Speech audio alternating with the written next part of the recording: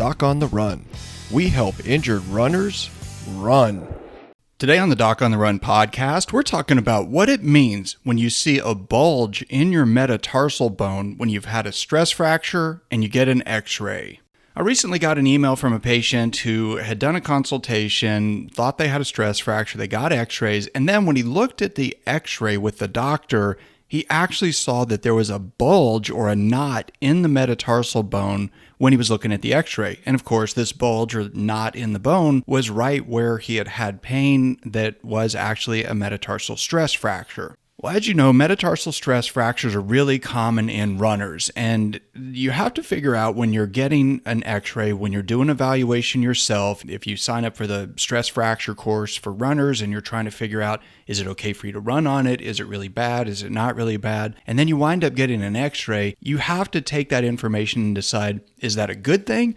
Or is it a bad thing? And that was really what the question was from this runner who called me for a consultation. He just wanted to know whether or not that knot in the bone meant that it was stronger or that it was weaker, or if he should do something about it. Is there some way to make the knot go away? All those kind of things. And I thought it might be useful for you to understand that. Well, the first thing is when you get a stress fracture and you get an actual tiny little crack in the bone, what happens is that you get bleeding in that little crack, and that forms a blood clot that gets collagen growth into it, and it forms what we call a soft callus. Then over time, your body starts laying down more and more bone and calcium around the soft callus, and it becomes hard callus. And when you get a knot around the stress fracture, supporting the stress fracture, it's basically like your body's form of spot welding around the stress fracture to stabilize it, make it stiffer, and support it.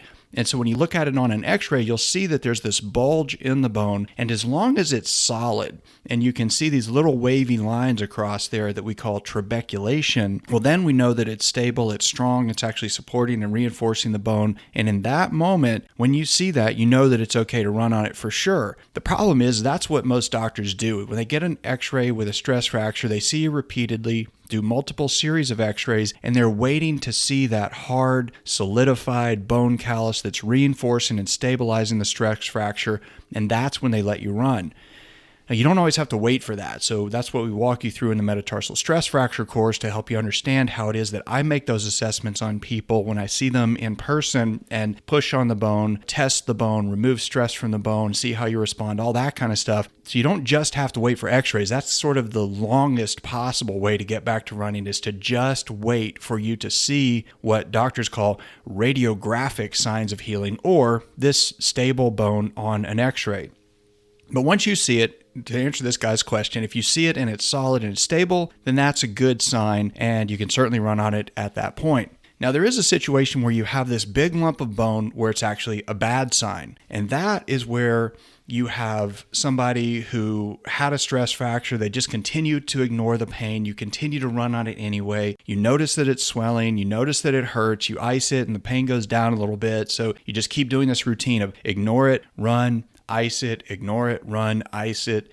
And that creates a lot of motion in an area where you already have an injury to the bone. You continue to irritate the bone. You're continuing to apply the same damaging stress to the bone without any modification, and it predictably gets worse. And then as it gets worse, you can actually get a little crack in the bone that is a true stress fracture. Well, then if you keep running on it and it develops into a big visible crack on the x-ray, well, then it's actually what we call a pathologic fracture, where it's actually broken in two pieces. And at that point, when you have that there, that's a real problem because it can move. And if you keep moving it, your body will try to form that lump of bone around it. And if you get a huge lump of bone, that's what we call a large bone callus. And a large bone callus is often indicative of excess motion at the fracture, and it's actually a sign that the bone is actually not healing. So, your x-ray alone, just saying if you have a lump or you don't have a lump, doesn't tell you whether or not you can or cannot run.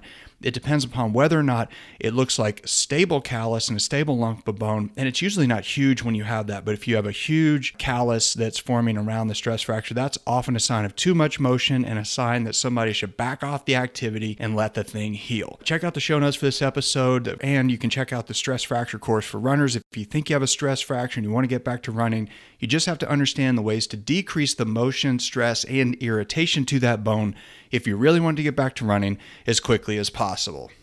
Doc on the Run. We help injured runners run.